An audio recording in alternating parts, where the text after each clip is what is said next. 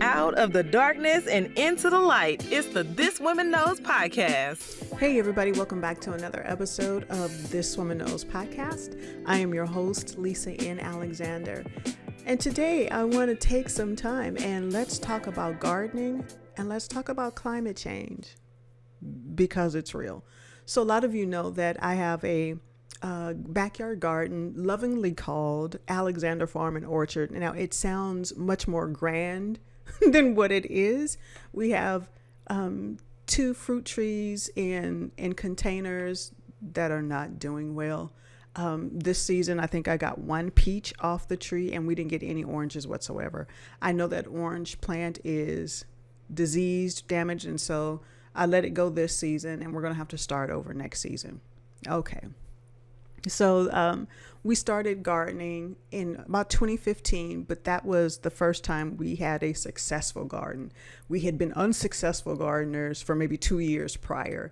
I think maybe even in 2006, we started a garden and it was a container garden that grew absolutely nothing. And I was so disheartened. And I remember, I didn't know I didn't know what I didn't know. I know that soil is important. I know that sun is important and watering, and then you need pollinators. So 2 of those things I lacked in my very first attempt at gardening, and that was pollinators and that was sun. So I thought I was going to grow something in a very shade. There was no sun on that patio, just none. It was always dark. Lesson learned, right? And so, the first 2 years that we tried gardening in our backyard, we had poor soil. It was clay. We knew we had clay and nothing but native grasses, native flowers were adept to growing in the clay in which we find ourselves. And so we started bringing in soil and planting in that. And, we started to see, strawberries grew and we were so excited about the first batch of strawberries that we grew. So this season, my garden grew so that now we have a fenced off area in the backyard, keep the dogs out, and I love it. We brought in these wood stumps so that we could sit outside and enjoy it. And we put up a shade cloth. Now, why the shade cloth? Last year, well, let me say this. We have always been successful at growing things. So I think 2015, was the first year I made the mistake of planting like 2 or 3 cucumber plants and we were bombarded with computer. It was wild, y'all. I was giving stuff away, taking it to the food pantry because for the size family we had, we didn't eat that many cucumbers. There was not that much canning in the world for the number of cucumbers that we grew. And so we had okra. We had tomatoes. I had tomatoes lined up because the birds were getting to them before I could. And so I would take them off while they were still kind of green and line them up on the windowsill. And the house was full of tomatoes. I think that was the last time we had that many tomatoes. Of course, and then we grew collard greens, just things that we eat on a normal basis. We grew watermelon. So we've always had food, and there is nothing such as satisfying, at least for me, is to go out in the garden and pick what it is I'm going to eat. It's like, okay, today we're going to have greens, go in the yard, pick the greens, or if it's an okra and sausage night, go pick the okra. So I love that for our family. It's a beautiful thing. Last year was what I thought it might be an anomaly, but I said probably not.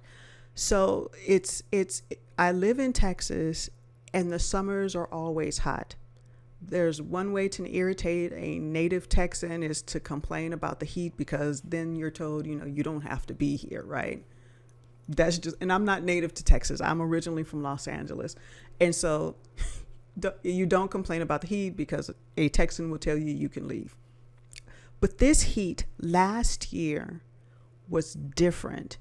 So usually in this part of the region, in this part of the South, it gets hot in August is your hottest month. August is when it's, unbearable. You feel like you're walking out into, it's hot and it's steamy.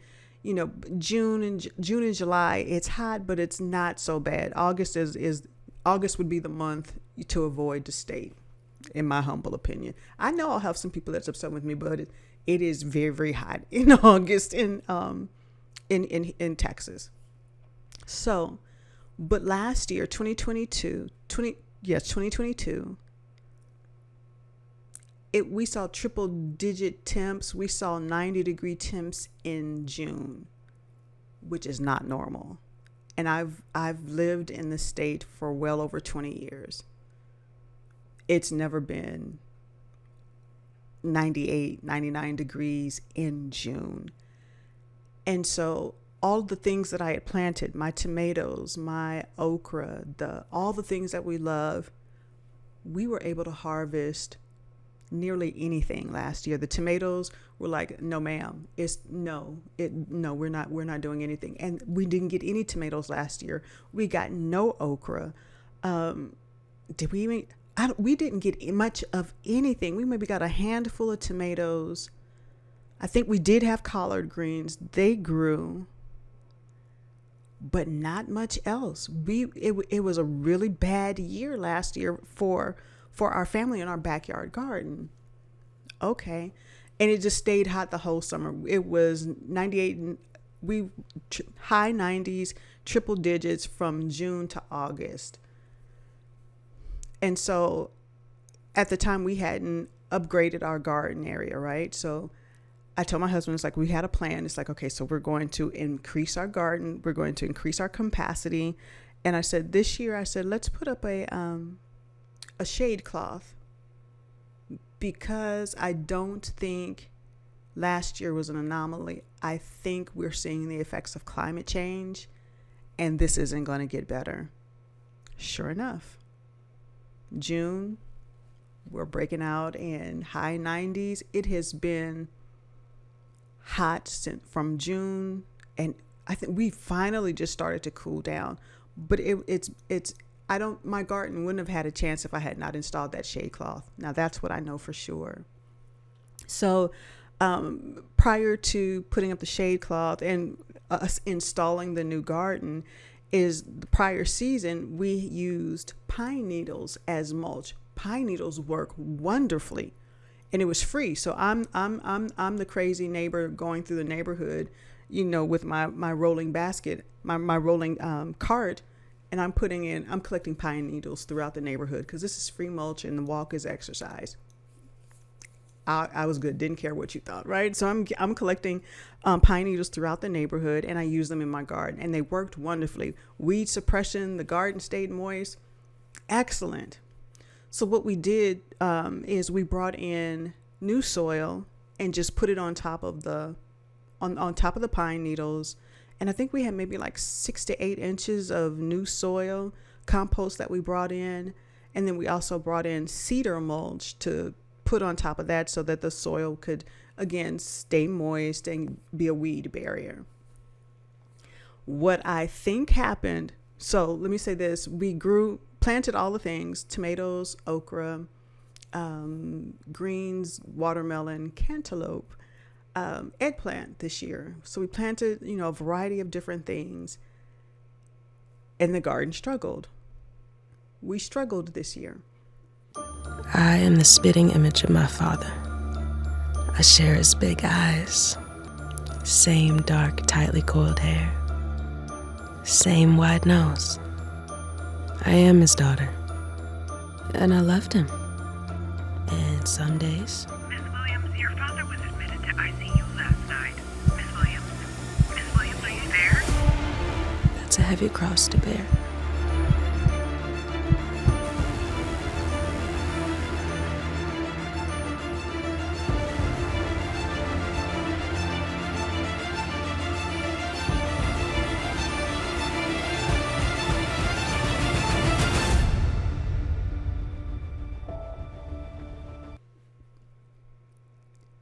The tomatoes, I think we might have gotten 5 tomatoes this year. The watermelon plant is doing well. We are just now eating okra. Usually by August, we've been eating okra all season. We're just now starting because the okra plant stayed maybe about a foot high from April till July.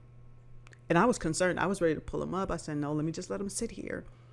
And they finally grew and started taking off, and now they're producing. So what I think happened is that the pine needle mulch took too long to break down, and I know that pine needles take a long time to break down. So we won't be doing that again. But I don't think we would have even had the harvest we had this year. We've got we have a plethora of cucumbers again. This is paramount to the first time we grew tomatoes in 2015, and I had 3 plants, and we had so many cucumbers, there was just no keeping up with it. I had to take them to our local food pantry because it was insane. I couldn't can them enough. I couldn't make enough soap. We couldn't eat enough cucumbers for what these plants were producing. So this year I have one plant that is producing like crazy, and it's like I'm off to the food pantry again because this is too much. It's too much. And I've canned them. I've made pickles, done all the things. So great. And this is what abundance looks like. And so I'm happy to share with those who may not have, and especially fresh fruit and vegetables, which are always in high demand, at your local food pantry, because they just are. Those are highly desirable. So I'm happy to do that. But there is no way I think we would have even had a harvest this year had we not put up the shade cloth to give the plants a fighting chance from this intense heat and burning sun from June all the way till August. And so normally what I've done in the past is, okay, when the plants start to die back and you consider a fall crop, I'm not considering a fall crop. And here's why. We have a water restriction in place because this particular part of the state, we haven't had rain. I think it's 59 days. We are going 59 days without any significant rain in the area. We've had scattered showers throughout, but nothing significant. So the rain barrels that we installed last year, there's barely any water left in them. So if I started a garden, how am I going to water them with a water restriction? And so my husband and I, we had this conversation. It's like, do we install 1,000-gallon water tank? I'm sure the HOA will love that. But how do we feed ourselves? How do we take care of a garden, grow food for ourselves? Because I think this is, again, I don't believe this anomaly. I think even next summer is going to be even hotter. And I don't know, you guys. My garden is telling me that climate change is real. This is not pseudoscience. This is the results of humans doing what humans do on the earth and not being such good stewards, in my opinion. And the science is supporting it, and the warmer temperatures and the weather extremes. So the extreme heat, you have the extreme cold in some areas. I have a friend that lives in Chicago, and she said it was weird. She said we had a very mild winter. She says we might have had 2 heavy snows, which is uncommon for Chicago. Uncommon. I said, oh, if this is Chicago in the winter, I could possibly see myself, because I'm not a fan of snow. But we're seeing these extremes, and the earth is telling us that there is an issue.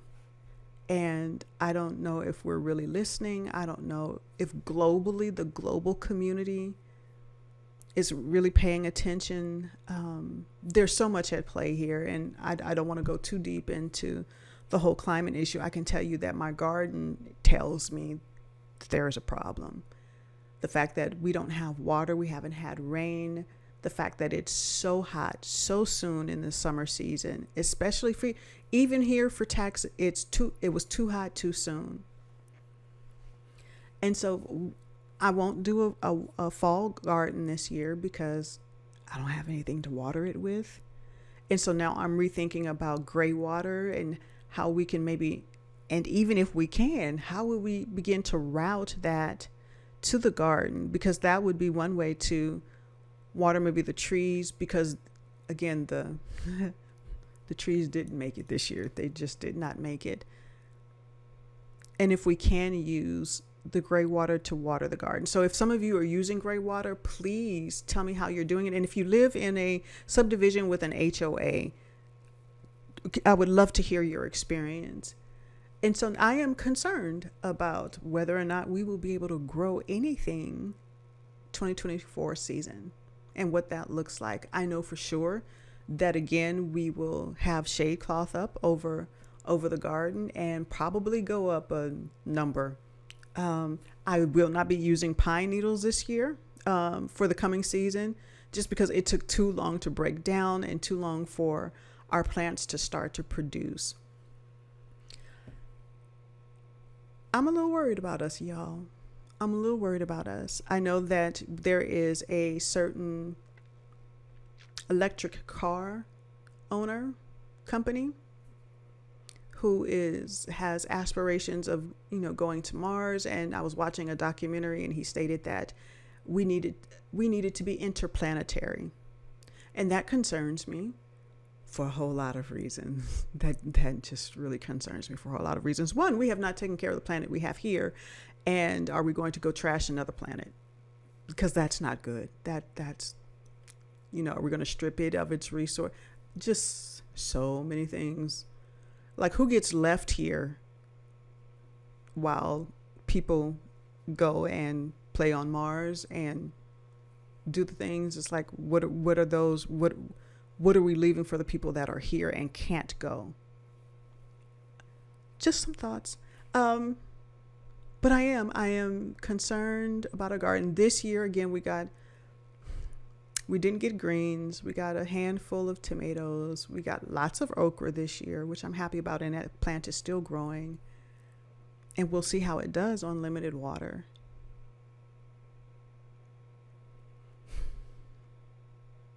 I don't know, you guys. What are your thoughts? Are you home gardeners as well? Are you seeing, the effects of climate change? Has it changed the way that you're gardening? I would love to hear from you.